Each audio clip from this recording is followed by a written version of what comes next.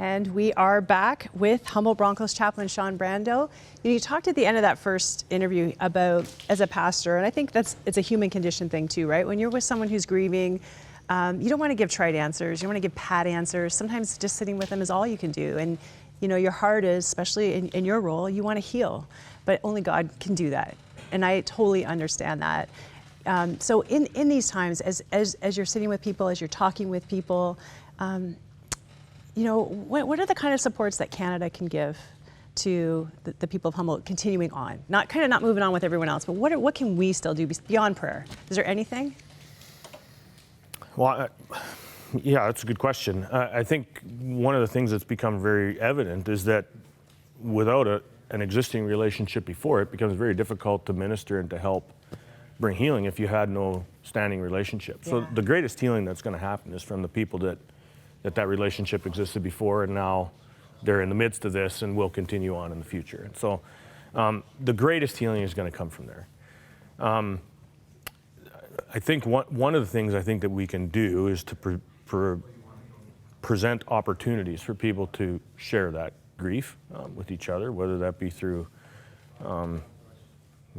things like the Grief Share program or different things that offer opportunities to process that.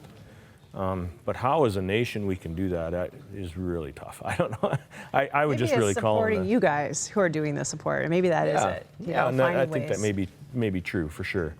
And one thing we've just been astounded by. My wife and I were commenting on this just the other day, is how many Christians there are. It sounds silly, but we go into a machine shop. Had to go pick up a part or something, and there's a guy who owns an industrial machine shop that wants to help somehow, wants to give a little bit of money. Hey, here, could your church use some money to help run a program for the people who are hurting? Just everyday Christians doing their everyday thing who are wanting to minister. And those people are actually involved and have been involved in billeting some of these kids. They are in the communities that these kids go back to.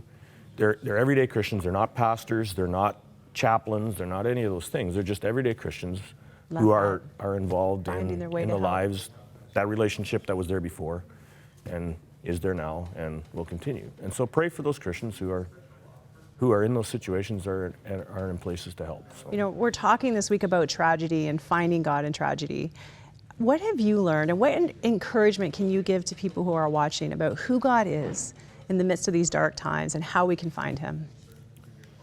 Well, you will find him, or you will reject him.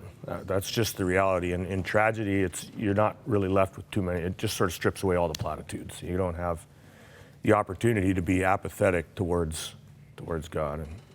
And so you will either come face to face with God and you will accept that, or you will outrightly want to reject it. And so you're not left with an option to just apathetically, who cares about God? It's, you're faced with the big questions of life and purpose and meaning. Where was God? It's an answer, a question that people ask whether they believe in God or didn't believe in God at that time. They're faced with, if God is real, and those big questions come out. It's true. Even when you don't believe in God, you're kind of angry with him, which doesn't even make logical sense, right? No. Like, God, how could you allow this to happen? Meanwhile, you've been ignoring him the whole time. Yeah. I'm glad that you made the choices that you did.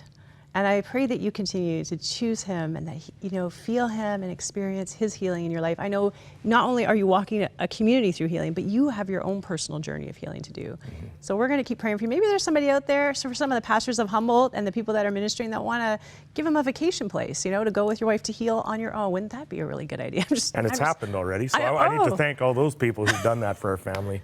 Yeah. I don't vacation well, and so I'm thankful that a vacation was thrust upon me, and we needed it, and so I've been thankful for that. Yeah. That's awesome. Well, thank you so much for coming and sharing a little bit of your experience with us, and we're going to keep praying for you and cheering for all the pastors and people who are out there supporting the people of Humboldt.